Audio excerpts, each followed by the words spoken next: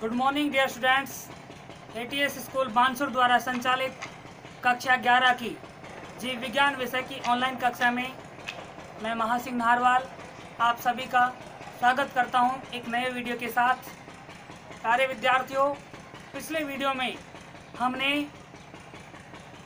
इस जीव जगत के वर्गीकरण के अंतर्गत वर्गीकरण की द्विजगत पद्धति का अध्ययन किया, जिसका प्रतिपादन लगभग 250 वर्ष पूर्व स्वीडिश वैज्ञानिक कैरोलस लीनियस के द्वारा किया गया था, जिन्हें आधुनिक वर्गीकी का पितामह या जन्मदाता के नाम से जाना जाता है, जिनके द्वारा संपूर्ण जीव जगत को दो बड़े समूहों में विभाजित किया गया और प्रत्येक समूह को एक जगत नाम दिया गया। इस प्रकार जीवों को दो जगतों में विभाजित करने की पद्धति को द्विजगत पद्धति हमने कहा, जिसके अंतर्गत समस्त पादपों का एक जगत बनाया गया, जिसे पादप जगत या प्लांटी जगत के नाम से जाना गया। दूसरा जगत जिसमें सभी जंतुओं को या प्राणियों को सम्मिलित किया गया, जिसे प्राणी जगत या जंतु जगत नाम दिया गया। इस प्रकार आज हम इस का नेक्स्ट टॉपिक पढ़ने जा रहे हैं, पंच जगत वर्गीकरण पद्धति। अब तक वर्गीकरण की अनेक जो पद्धतियां प्रतिपादित की गई, उनमें व्यापक रूप से प्रचलित दो मुख्य पद्धतियां हैं, जिनमें पहली पद्धति कैरोलस लीनियस की द्विजगत वर्गीकरण पद्धति और दूसरी पद्धति पंच जगत वर्गीकरण पद्धति, जिसमें द्विजगत वर्गीकरण पद्धति का अध्ययन अपन कर चुके हैं। आज अपन देखेंगे पंच जगत वर्गीकरण पद्धति। इस पद्धति का प्रतिपादन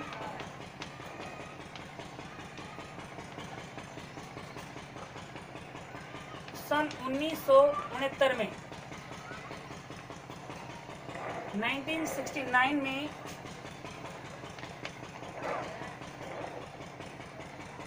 R.H. व्हीटेकर, रॉबर्ट एच व्हीटेकर भी इसे कह दिया जाता है या R.H. व्हीटेकर भी इसे कह दिया जाता है, सन 1969 में R.H. व्हीटेकर द्वारा किया गया था।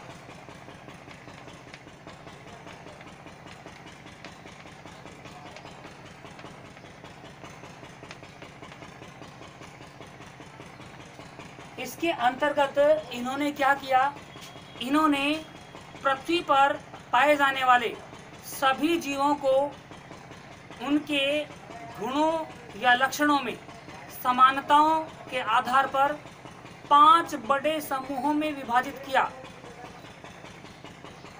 एक बार फिर से रिपीट कर रहा हूं मैं, पृथ्वी पर पाए जाने वाले समस्त जीवों को उनके लक्षणों में समानताओं के आधार पर 5 बड़े समूहों में विभाजित किया और इन पांचों ही समूहों को जगत नाम दिया गया। इस प्रकार पृथ्वी पर पाए जाने वाले जीवों को 5 जगतों में विभाजित करने की पद्धति को ही पंच जगत वर्गीकरण पद्धति कहा जाता है।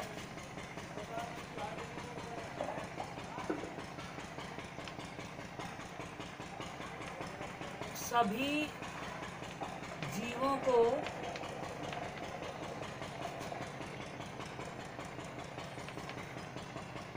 पांच जगतों में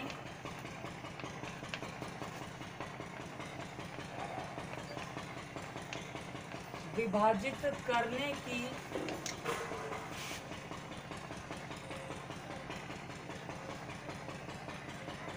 पद्धति को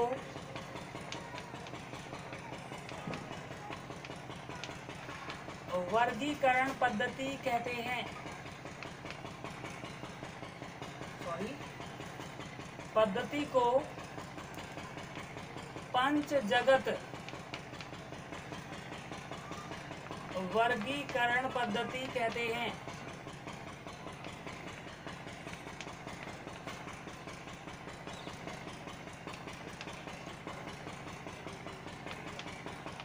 प्रश्न बनता है पंच जगत वर्गीकरण पद्धति किसे कहते हैं? इस पद्धति के अनुसार पांचों जगतों के नाम लिखिए। तो हम बताएंगे पृथ्वी पर पाए जाने वाले सभी जीवों को 5 जगतों में विभाजित करने की पद्धति को ही पंच जगत वर्गीकरण पद्धति कहते हैं। इस पद्धति का प्रतिपादन रॉबर्ट एच व्हिटेकर द्वारा सन 1969 में किया गया था। इनके अनुसार ये 5 जगत निम्नलिखित हैं। Number 1 Monera, number 2 Protista, number 3 fungi,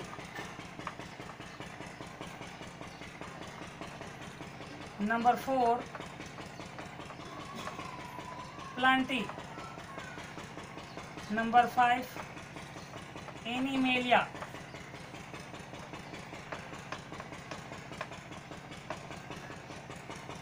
dear students, ये एच व्हिटेकर द्वारा बनाए गए जीवों के 5 जगत हैं, जिनमें पहला जगत मोनेरा, दूसरा जगत प्रोटिस्टा, तीसरा जगत फंजाई, चौथा जगत प्लांटी और पांचवा और सबसे अंतिम जगत है एनिमेलिया।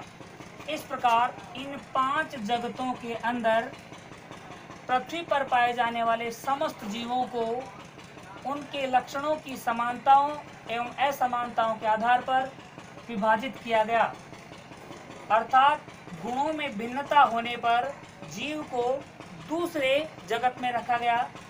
उपरोक्त दोनों जगतों से भिन्न लक्षण हो तो उसे तीसरे जगत में रखा गया, और तीनों से भिन्न लक्षण हो तो उन जंतुओं को चौथे में रखा गया, और चौथे चारों लक्षणों से अलग लक्षण हो तो उसे 5वें जगत एनिमेलिया में रखा गया।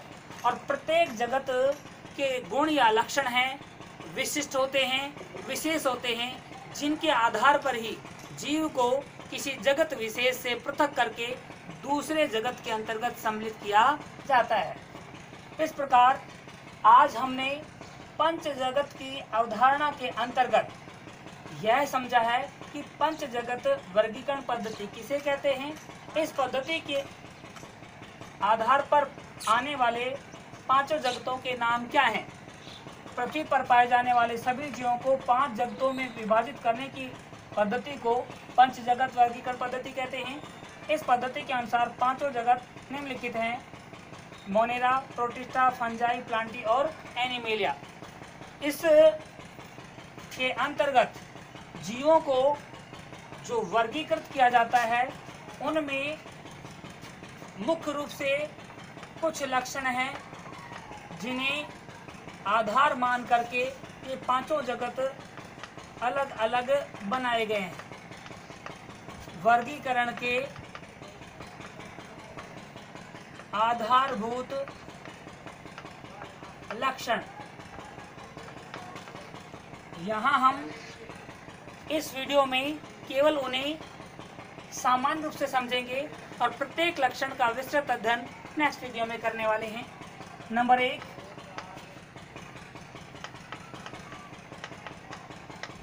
कोशिका की संरचना।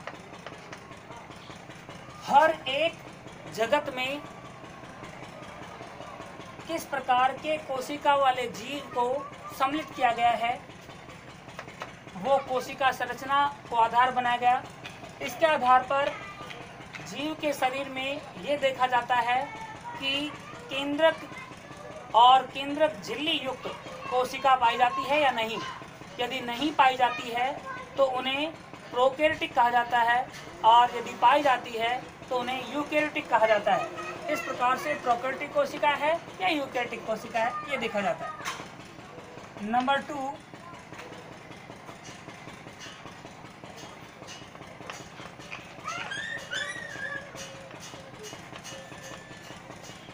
जीव के शरीर में कोशिकीय संगठन। इस आधार पर यह देखा जाता है कि जीव का शरीर है वो एक ही कोशिका का बना है या एक से अधिक कोशिकाओं का बना है। यदि एक ही कोशिका से बना है तो वह जीव एक कोश के कहलाता है, और एक से अधिक कोशिकाओं का बना होता है तो उन्हें मल्टी सेलुलर एनिमल्स या लिविंग्स कहा जाता है, अर्थात बहुकोश के जीव है या एक कोश के जीव है। इसी प्रकार नंबर 3 पोषण विधि।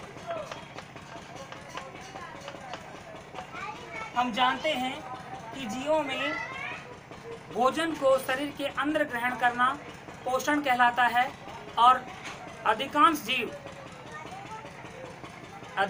जीव जो पृथ्वी पर पाए जाते हैं वो एक दूसरे से भिन्न तरह से भोजन को शरीर के अंदर ग्रहण करते हैं, अर्थात जीवों में पोषण की विधियां भिन्न भिन्न प्रकार की होती हैं।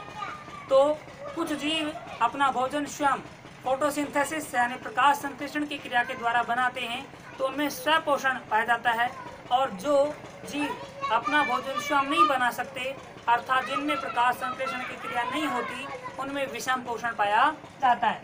इस प्रकार हम यह देखेंगे कि इन जगतों में आने वाले जंतुओं में या जीवों में किस किस प्रकार का पोषण पाया जाता है। तो पोषण विधियां अलग अलग हैं, जिनके आधार पर भी इन जगतों का निर्माण किया गया है, जीवों का वर्गीकरण किया गया है। नंबर 4 में हम लिखेंगे रिप्रोडक्शन। ये जीव अपने समान संतति उत्पन्न करते हैं, अर्थात प्रजनन करते हैं। तो सभी में प्रजनन क्या समान होता है? नहीं। प्रत्येक जीव के अंदर हम देखें तो कुछ जीव ऐसे हैं जिनमें अलग विधि से प्रजनन होता है, कुछ जीव हैं जिनमें अलग विधि से होता है। तो यहाँ हम देखेंगे कि किस जगत के जीवों में प्रजनन की कौन सी विधि पाई जाती है। लैंगिक जनन होता है, अलैंगिक जनन होता है, निषेचन होता है या नहीं होता, या फिर संयुग्मन विधि द्वारा लैंगिक जनन पाया जाता है।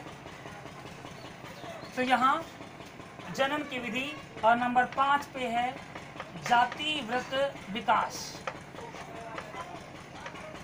इसके अंतर्गत हम ये जानते हैं कि प्रत्येक जीव अपनी जाति के इतिहास को दोहराता है, जिसे हम जातिवृत्त विकास कहते हैं। तो ये किसी में पाया जाता है या नहीं पाया जाता। इसके अलावा कोशिका भित्ति, कोशिका झिल्ली पाई जाती है या नहीं पाई जाती, किस में पाई जाती है, किसकी बनी होती है।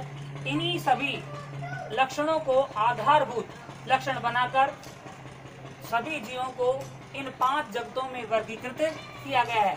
तो प्यारे विद्यार्थियों, आज के इस वीडियो में हमने देखा है कि पंच जगत की अवधारणा क्या होती है, इसका प्रतिपादन किसके द्वारा किया गया था, पंच जगत की अवधारणा के अंतर्गत 5 जगत कौन कौन से हैं, और इन 5 जगतों का निर्माण किन किन लक्षणों को आधारभूत लक्षण बना करके किया गया है।